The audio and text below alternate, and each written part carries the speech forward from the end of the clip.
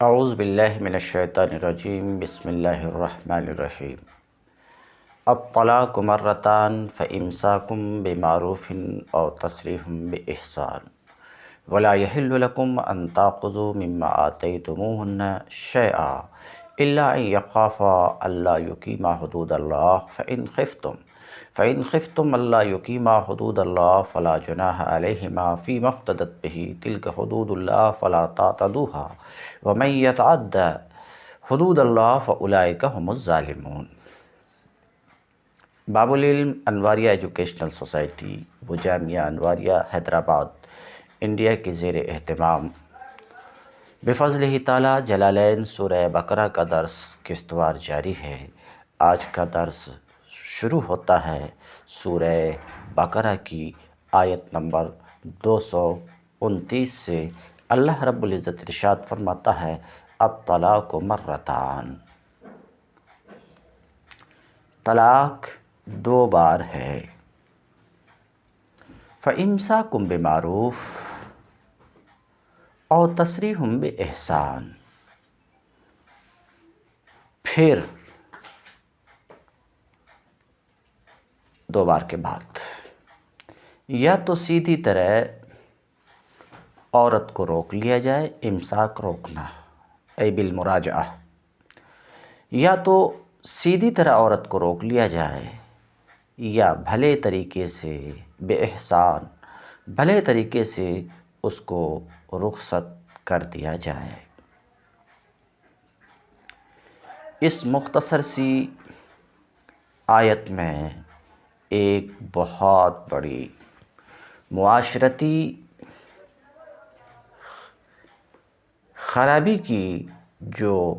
عرب جاہلیت میں رائج تھی اصلاح کی گئی ہے۔ عرب میں قاعدہ یہ تھا کہ ایک شخص اپنی بیوی کو بے حد و حساب طلاق دینے کا مالک تھا۔ جس عورت سے اس کا شوہر بگڑ جاتا اس کو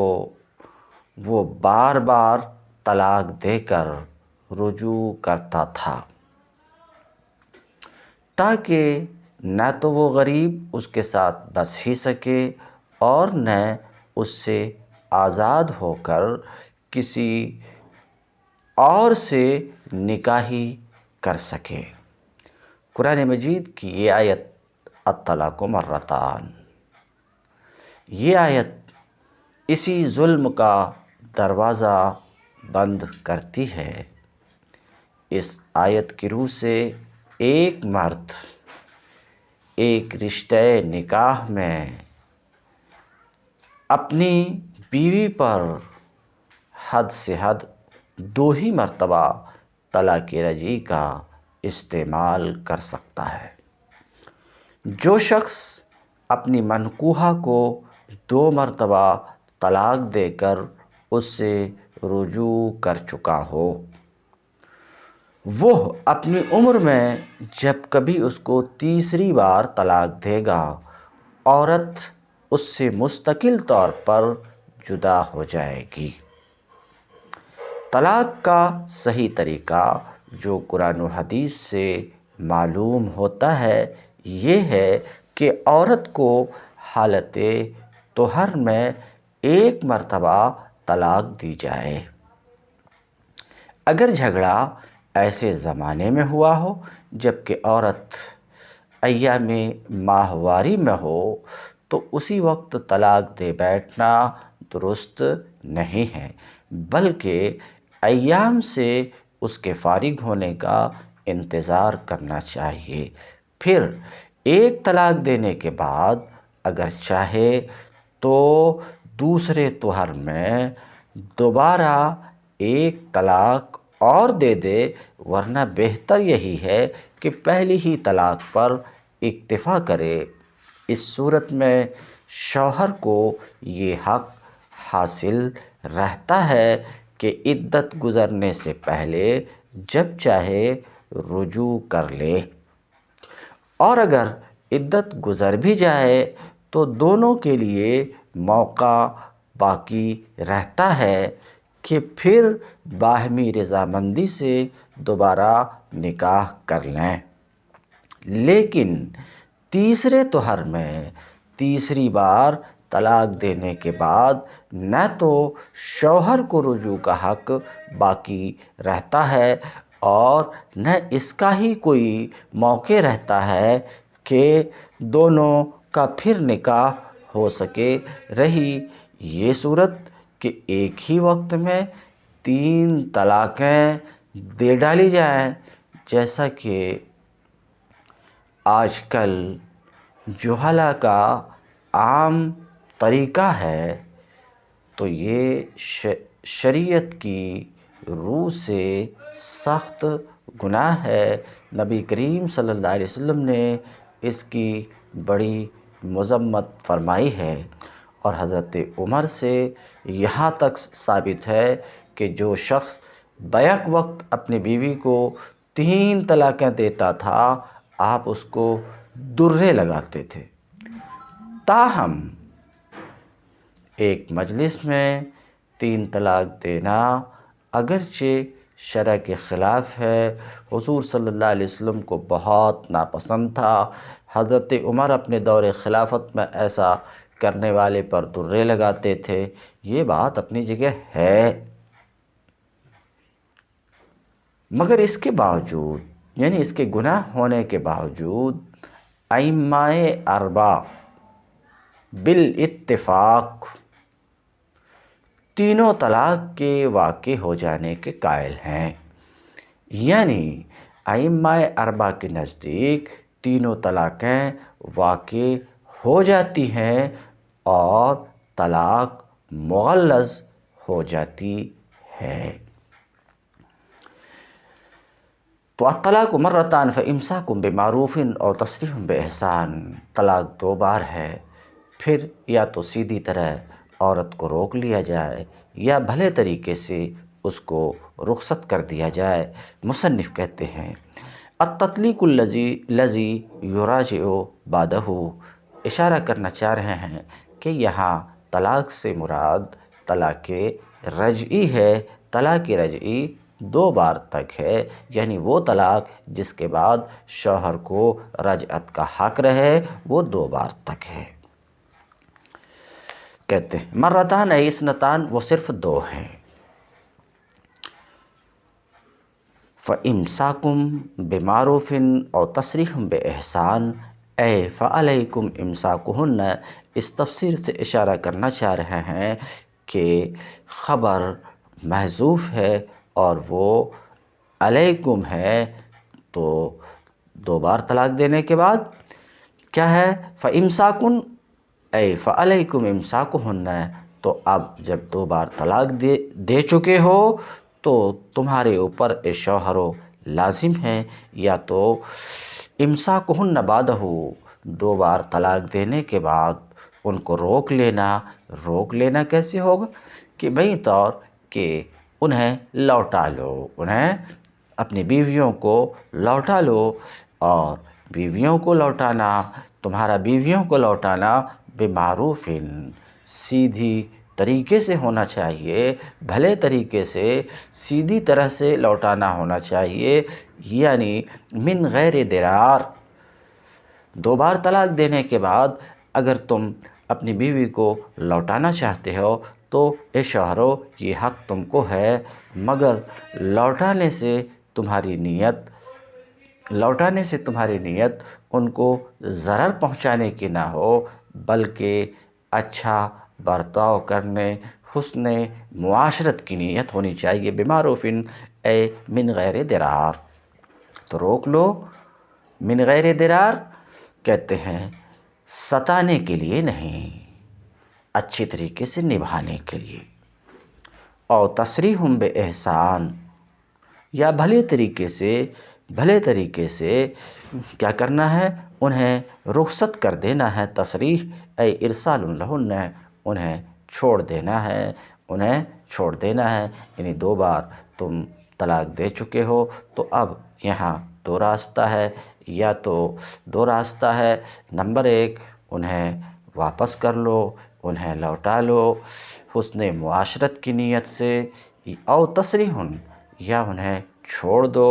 چھوڑ دینے کی ایک صورت تو یہی ہے کہ چھوڑ دو کہ عدت گزر جائے، عدت ختم ہو جائے اور عورت اپنے معاملے میں آزاد ہو جائے، ایک صورت یہ ہوتی ہے۔ ایک صورت یہ بھی ہے، ایک صورت یہ بھی ہے کہ تیسری طلاق دے دو، مگر ارسال عام ہے تیسری طلاق سے تو تصریح یا تو آزاد کر دینا یعنی چھوڑے رکھو یہاں تک کہ عورتوں کی عدت پوری ہو جائے اور وہ تمہارے نکاح سے خارج ہو کر آزاد ہو جائے۔ اور تصریح بإحسان، ولا يحل لكم ان تاخذوا مما آتيتموهن شيئا الا ان يخافا الا يقيما حدود اللہ۔ اور اگر تم نے رخصت کرنے کا فیصلہ ہی کر لیا ہے تو رخصت کرتے وقت ایسا کرنا تمہارے لیے حلال نہیں ہے۔ ولا یحل لکم، اور رخصت کرتے ہوئے ایسا کرنا تمہارے لیے حلال نہیں ہے، تمہارے لیے جائز نہیں ہے۔ ان تاخذوا مما آتیتموہن شیئا، کہ جو کچھ تم انہیں دے چکے ہو، اپنی بیویوں کو جو کچھ تم انہیں دے چکے ہو اس میں سے کچھ واپس لے لو، ایسا کرنا تمہارے لیے جائز نہیں ہے۔ یعنی مہر اور وہ زیور اور کپڑے وغیرہ جو شوہر اپنی بیوی کو دے چکا ہو، ان میں سے کوئی بھی چیز واپس مانگنے کا شوہر کو حق نہیں ہے۔ رخصت کرنے سے پہلے ایسی کوئی چیز شوہر اپنی بیوی کو دے چکا ہے تو رخصت کرنے کے وقت دی ہوئی چیزوں میں سے کسی بھی چیز کو واپس لینے کا شوہر کو حق نہیں ہے۔ اس پر دلالت کرتا ہے اللہ تعالیٰ کا قول وَلَا يَحِلُّ لَكُمْ أَن تَأْخُذُوا مِمَّا آتَيْتُمُوهُنَّ شَيْئًا۔ یہ بات یوں بھی دی ہوئی چیز کو واپس لینا اسلام کے اخلاقی اصول کی ضد ہے کہ کوئی شخص کسی ایسی چیز کو جسے وہ دوسرے شخص کو ہبہ یا ہدیہ و تحفہ کے طور پر دے چکا ہو واپس مانگے، اسلامی اصول کے بالکل خلاف ہے کہ کوئی چیز کسی آدمی کو ہبہ کر چکا ہے، دے چکا ہے، پھر دے دینے کے بعد اور جس کو دیا ہے اس نے قبضہ کر لیا ہے، اس کے بعد واپس مانگے، یہ اسلامی اخلاقی اصول کے منافی اور ضد ہے۔ اس گری ہوئی ذلیل حرکت کو حدیث میں اس کتے کے فعل سے تشبیہ دی گئی ہے جو اپنی ہی قے کو خود چاٹ لے، مگر خصوصیت کے ساتھ ایک شوہر کے لیے تو یہ بہت ہی شرمناک ہے کہ وہ طلاق دے کر رخصت کرتے وقت اپنی بیوی سے وہ سب کچھ رکھوا لینا چاہے جو اس نے کبھی اسے خود دیا تھا۔ اس کے برعکس اسلام نے یہ اخلاق سکھائے ہیں کہ آدمی جس عورت کو طلاق دے اسے رخصت کرتے وقت کچھ نہ کچھ دے کر رخصت کرے، جیسا کہ آگے آیت نمبر 241 میں ارشاد فرمایا گیا ہے۔ تو کہتے ہیں وَلَا يَحِلُّ لَكُمْ، اور حلال نہیں ہے تمہارے لیے، ایھا الازواج سے اشارہ کرنا چاہ رہے ہیں کہ خطاب شوہروں سے ہے، حلال نہیں ہے تمہارے لیے ان تاخذوا، کہ تم واپس لو الا ان یخافا اللہ یقیما حدود اللہ الآیہ۔ البتہ یہ صورت مستثنی ہے، جو کچھ دے چکے ہو اے شوہرو اپنی بیوی کو، اس میں سے کچھ واپس نہ لو۔ البتہ یہ صورت مستثنی ہے کہ زوجین کو اللہ کی حدود پر قائم نہ رہ سکنے کا خوف اور اندیشہ ہو۔ ایسی صورت میں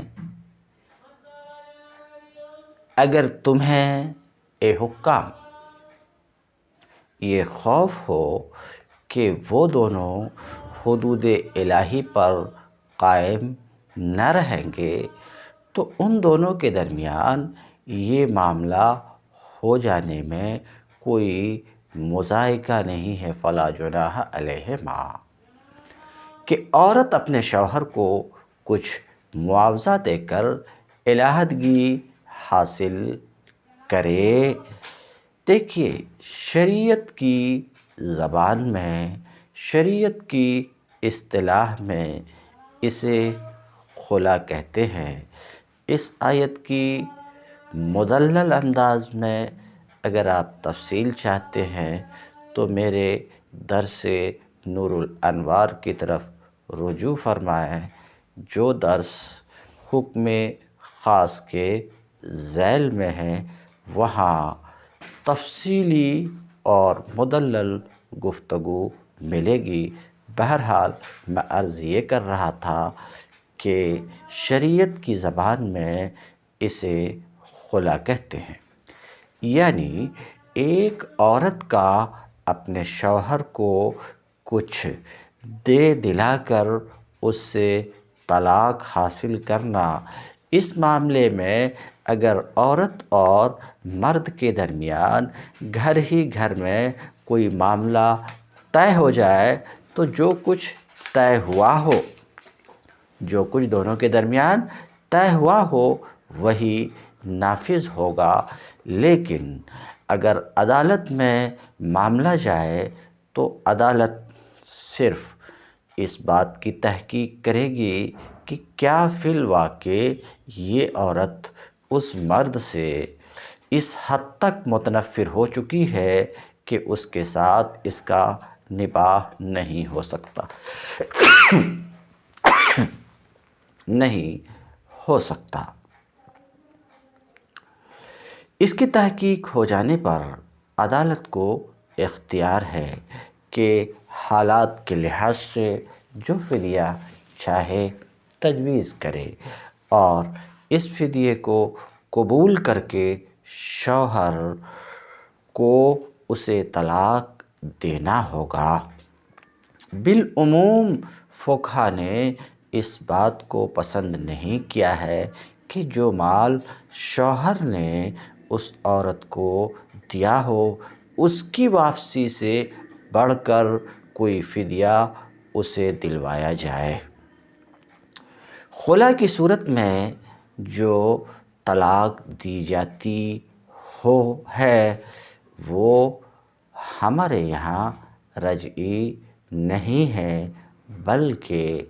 بائنہ ہے، یعنی وہ بائنہ ہے، طلاق ہے، طلاق بائنہ ہے، فسخ نکاح نہیں ہے، جیسا کہ امام شافعی کہتے ہیں۔ چونکہ عورت نے معاوضہ دے کر اس طلاق کو گویا خریدا ہے، اس لیے شوہر کو یہ حق باقی نہیں رہتا کہ اس طلاق سے رجوع کر سکے۔ البتہ اگر یہی مرد و عورت پھر ایک دوسرے سے راضی ہو جائیں اور دوبارہ نکاح کرنا چاہیں تو ایسا کرنا ان کے لیے بالکل جائز ہے۔ جمہور کے نزدیک، جمہور فقہا کے نزدیک خلا کی عدت وہی ہے جو طلاق کی عدت ہے۔ اب دیکھتے ہیں مصنف کیا کہتے ہیں۔ اللہ یقیم ای زوجان، اس تفسیر سے اشارہ کرنا چاہ رہے ہیں کہ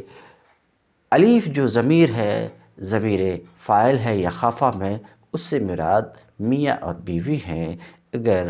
مگر البتہ یہ کہ میاں بیوی کو اندیشہ ہے کہ اللہ کی حدود پر قائم نہ رہ سکیں گے،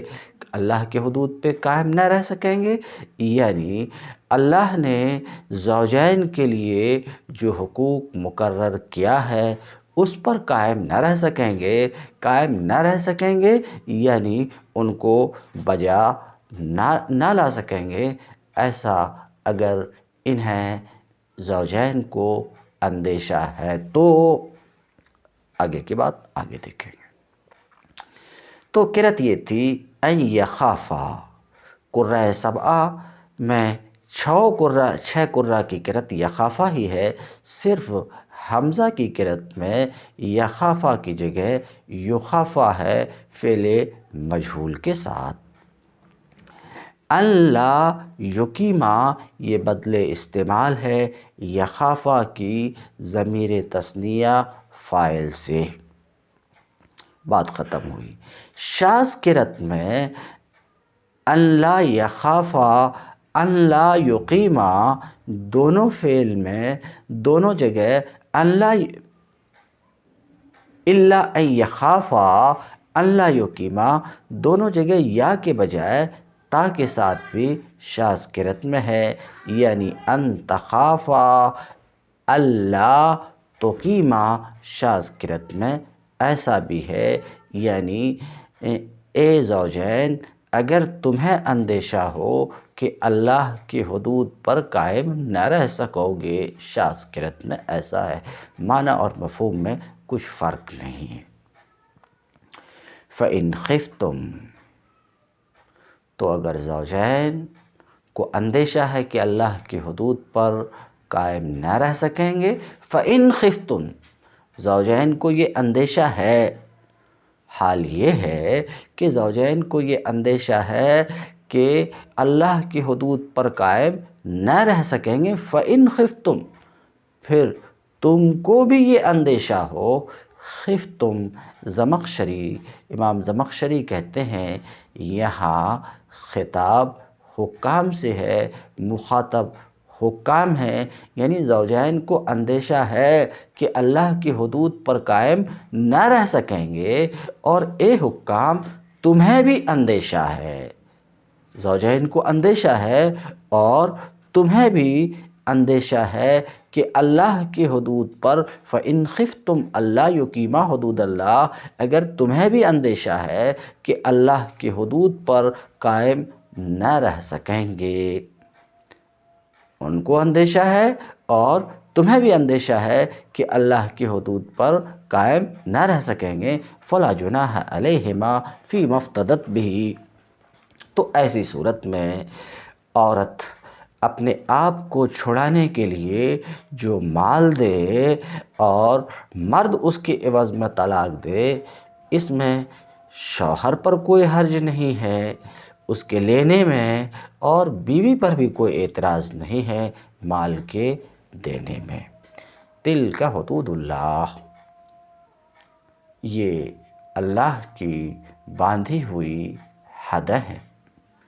تلک حدود اللہ، یہ اللہ کی باندھی ہوئی حدیں ہیں، فلا تعتدوها، تو ان حدوں سے تجاوز نہ کرو، ان حدوں سے تجاوز نہ کرو۔ تو کہتے ہیں تلک ای الاحکام المذکورہ، تلک کا مشار الیہ بتا رہے ہیں وہ یعنی ذکر کردہ احکام، یہ اللہ کی حدیں ہیں، اللہ کی باندھی ہوئی حدیں ہیں، فلا تعتدوها، تو تم ان حدوں سے تجاوز نہ کرو، تم ان حدوں سے تجاوز نہ کرو۔ وَمَن يَتَعَدَّ حُدُودَ اللَّهِ، اور جو اللہ کی حدود سے، اللہ کی باندھی ہوئی حدوں کو پار کرے، حدوں سے تجاوز کرے، وہی ظالم ہیں۔ فَإِن طَلَّقَهَا فلا تحل لہ من بعد۔ پھر اگر مرد نے عورت کو طلاق دے دی، فَإِن طَلَّقَهَا، تو کہتے ہیں الزوج بعد الثنتین، اشارہ کرنا چاہ رہے ہیں کہ اللہ تعالیٰ کا قول فَإِن طَلَّقَهَا فَلَا تَحِلُّ لَهُ من بعد، اللہ تعالیٰ کا قول فَإِن طَلَّقَهَا فَلَا تَحِلُّ لَهُ من بعد، یہ اللہ تعالیٰ کا یہ قول مرتبط ہے الطلاق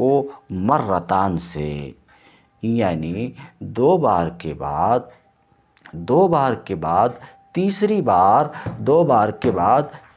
بار شوہر نے بیوی کو طلاق دے دیا، فلا تحل لہ من بعد، تو اس تیسری طلاق کے بعد وہ عورت اس مرد کے لیے حلال نہیں ہے۔ اے بعد الطلقۃ الثالثہ، اشارہ کرنا چاہ رہے ہیں کہ محذوف علیہ مضاف علیہ محذوف منوی ہے، اور بعد کا حال آپ کو معلوم ہے کہ مضاف علیہ محذوف منوی ہو تو مبنی علی الظرف ہوتا، تو تیسری طلاق کے بعد وہ عورت مرد کے لیے حلال نہیں ہے حتیٰ تنکح اے تتزوج۔ تنکح کی تفسیر تتزوج سے کر کے مصنف اشارہ کرنا چاہ رہے ہیں کہ حتیٰ تنکح میں نکاح یہ وطی کے معنی میں نہیں ہے، تجوز اور عقد نکاح کے معنی میں ہے۔ وجہ یہ ہے کہ تنکح میں فعل نکاح کی اسناد زوجہ کی طرف ہے، اور وطی یہ زوجہ کی صفت نہیں ہے بلکہ زوج کی صفت ہے، اس لیے یہاں نکاح سے مراد عقد نکاح ہے، نکاح سے مراد وطی نہیں ہے، یہاں تک کہ وہ عورت نکاح کرے دوسرے شوہر سے۔ اب اس کے بعد جو تفسیر آ رہی ہے یطاہا کما فی الحدیث، تو یہ تفسیر سے ایک معنی کا افادہ کرنا چاہ رہے ہیں مفسر و مصنف، وہ یہ کہ یہ آیت تو صرف اتنی سی بات کو بتا رہی ہے کہ فَإِن طَلَّقَهَا، تیسری طلاق دیا، فَلَا تَحِلُّ، تو تیسری طلاق کے دینے سے حرمت پیدا ہوئی، حرمت غلیظہ پیدا ہوئی کہ وہ عورت اب اس مرد کے لیے تیسری طلاق کے بعد حلال نہیں ہے، حرام ہے۔ کب تک حرام ہے؟ اس حرمت کی انتہا کو حتیٰ کا لفظ بتا رہا ہے کہ اس حرمت کی، یعنی وہ عورت اپنے پہلے شوہر کے لیے 3 طلاق کے بعد حرام ہو جاتی ہے۔ حرمت کی انتہا کیا ہے؟ نکاح زوج ثانی ہے۔ تو آیت کے ظاہر سے یہ سمجھ میں آ رہا ہے کہ اگر عورت دوسرے شوہر سے نکاح کر لیا اور دوسرے شوہر نے اس کو طلاق دے دیا تو نکاح کرنے سے حرمت ختم ہو گئی، دوسرے شوہر سے نکاح کرنے سے حرمت ختم ہو گئی، حالانکہ ائمہ اربعہ امام ابو حنیفہ، امام شافعی، امام مالک، امام احمد بن حنبل رحمہم اللہ تعالی بالاتفاق کہتے ہیں کہ تحلیل میں وطی کی شرط ہے، تو یہ تو کتاب پر زیادتی ہوئی، کیونکہ کتاب یہ بتا رہی ہے کہ حرمت کی انتہا نکاح زوج ثانی ہے، مگر ائمہ اربعہ وطی کی شرط لگاتے ہیں، تو یہ تو کتاب پر زیادتی ہے۔ جو شرط ائمہ اربعہ لگاتے ہیں وہ حدیث کی وجہ سے لگاتے ہیں، خبر کی وجہ سے، تو خبر سے کتاب پر زیادتی تو جائز نہیں ہے۔ جواب اس کا یہ ہے کہ ہاں، خبر کی وجہ سے یہ شرط لگاتے ہیں، وطی کی شرط لگاتے ہیں کہ حرمت ختم ہوگی اور وہ عورت پھر سے شوہر اول کے لیے حلال ہوگی نکاح زوج ثانی کے بعد وطی سے، یعنی وطی کے بعد ہی اس کے کہ دوسرا شوہر اس سے وطی کرے اور پھر اس کو طلاق دے اور پھر وہ اپنی عدت پوری کرے پھر شوہر اول اس سے نکاح کرے تو اب وہ عورت اس کے لیے حلال ہوگی۔ بہرحال یہاں جو گفتگو ہو رہی ہے وہ یہ کہ وطی کی شرط لگانا یہ تو کتاب پر زیادتی ہے۔ جواب اس کا یہ کہ جس حدیث کی وجہ سے ائمہ اربعہ وطی کی شرط لگاتے ہیں وہ حدیث مشہور ہے۔ چنانچہ حضرت عائشہ سے مروی ہیں، وہ کہتے ہیں کہ رفاعہ کرزی کی بیوی حضور کی بارگاہ میں حاضر ہوئیں۔ حضور کی بارگاہ میں حاضر ہو کر عرض کی یا رسول اللہ انی کنت عند رفاعہ، میں رفاعہ کے نکاح میں تھی تو رفاعہ نے مجھے 3 طلاق دے دی۔ 3 طلاق دے دینے کے بعد میں نے عبد الرحمن بن زبیر سے نکاح کی، مگر ان کا تو حال میرے اس کپڑے کے ٹور کے مانند ہے۔ اتنا سن کر حضور صلی اللہ علیہ وسلم تبسم فرمائے اور آپ صلی اللہ علیہ وسلم نے فرمایا اتریدین ان تعودی الی رفاعہ، کیا تو رفاعہ کی طرف لوٹنا چاہتی ہے؟ اللہ کے رسول صلی اللہ علیہ وسلم نے امرات رفاعہ سے فرمایا تو اس نے رفاعہ کی بیوی نے ہاں جب میں جواب دیا، اس بات میں جواب دیا تو اللہ کے رسول صلی اللہ علیہ وسلم نے فرمایا لا، نہیں، تم رفاعہ کی طرف نہیں پلٹ سکتی ہو حتی یذوق اسیلہ و تذوقی اسیلتہ، یہاں تک کہ وہ حتی یذوق اسیلتک و تذوقی اسیلتہ، یہاں تک کہ وہ تمہارے شہد سے چکھ لے اور تو اس کے شہد سے چکھ لے۔ تو اس حدیث کی وجہ سے ائمہ اربعہ نے وطی کی شرط لگائی ہے۔ یہ حدیث صراحتاً دلالت کر رہی ہے، عبارت النص کے طور پر اس بات کے اوپر دال ہے کہ وطی کی بھی شرط ہے، اور یہ حدیث مشہور ہے جس کی ائمہ حدیث نے تصریح کی ہے۔ تو اب اگر کتاب پر زیادتی ہو رہی ہے تو یہ حدیث مشہور خبر مشہور سے اور یہ جائز ہے۔ رواہ الشیخان، اور اس حدیث کو جو آپ نے سنا اس کو شیخان بخاری اور مسلم دونوں نے اس کی روایت کی ہے۔ فَإِن طَلَّقَهَا فَلَا جُنَاحَ عَلَيْهِمَا، پھر اگر عورت کو اس کے دوسرے شوہر نے طلاق دے دی، فَإِن طَلَّقَهَا، اگر اس کو طلاق دے دی، کس نے؟ دوسرے شوہر نے طلاق دے دی، فَلَا جُنَاحَ عَلَيْهِمَا، تو ان دونوں پہ یعنی بیوی اور اس کے شوہر اول پہ کوئی اعتراض نہیں ہے، کوئی گناہ نہیں ہے کہ نکاح کی طرف دونوں پلٹیں عدت کے گزر جانے کے بعد، یعنی دوسرے شوہر نے طلاق دی اور اس طلاق کی عدت گزر گئی، عدت کے گزر جانے کے بعد دونوں اگر نکاح کی طرف پلٹنا چاہیں فلا جناح علیہما، تو ان دونوں پر کوئی اعتراض نہیں ہے، اگر ان دونوں کا خیال یہ ہے کہ اللہ کی حدود پر قائم رہیں گے۔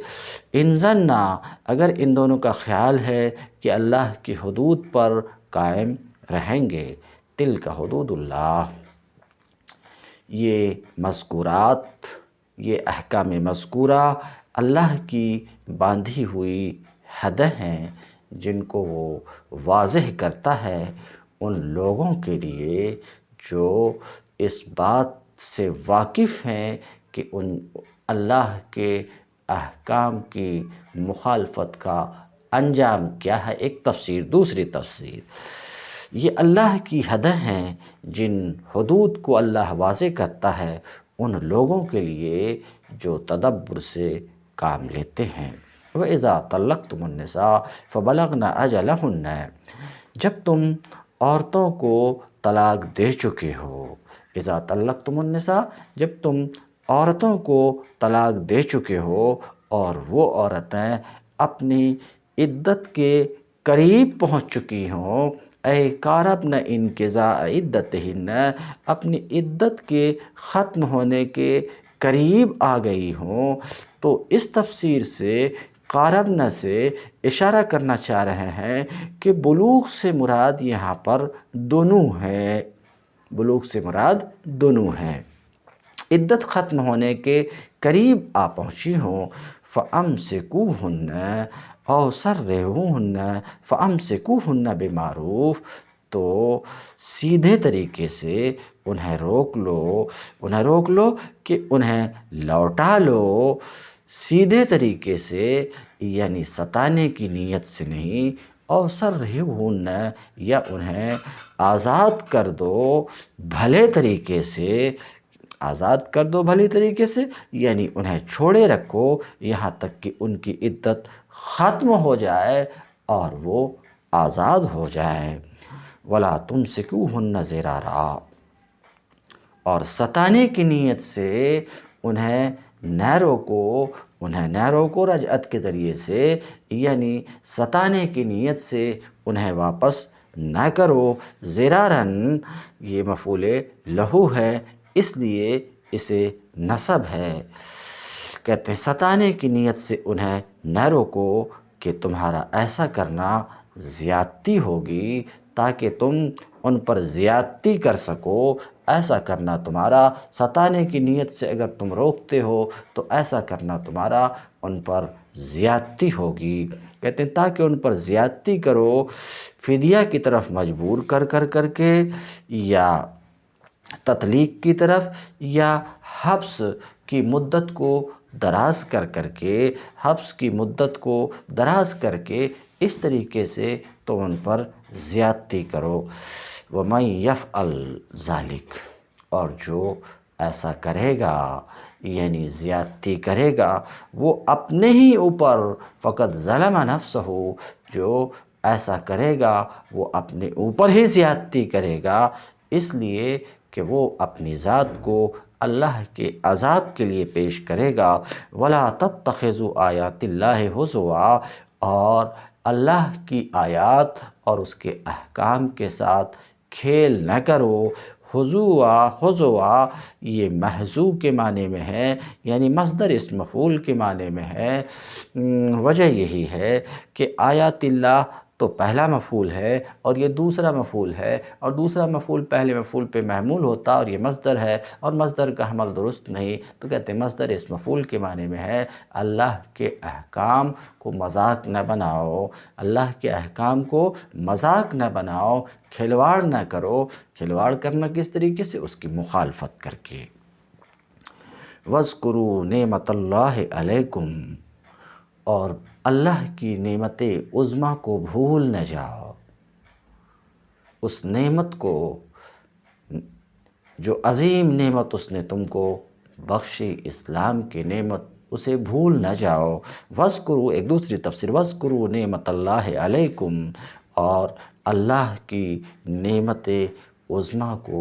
یاد کرو کہ اس نے عظیم نعمت اسلام سے تم کو بہرہ ور کیا۔ وَمَا أَنزَلَ عَلَيْكُم مِّنَ الْكِتَابِ، اور وہ جو تم پر اس نے کتاب نازل کی، یعنی قرآن اور حکمت، قرآن میں جو احکام ہیں اس کو نازل کی، اسے یاد کرو۔ یعظکم بہ، اللہ تمہیں اس کی نصیحت فرماتا ہے، بِأَن تَشْكُرُوهَا، کہ شکر ادا کرو، بالعمل بہ، اس پر عمل کر کے۔ واتقوا اللہ واعلموا ان اللہ بکل شیء علیم، اور اللہ سے ڈرو اور جان لو کہ اللہ سب کچھ جانتا ہے، تو یہ بھی جانتا ہے کہ تمہارا لوٹانا کس نیت سے ہے۔ تمت درس۔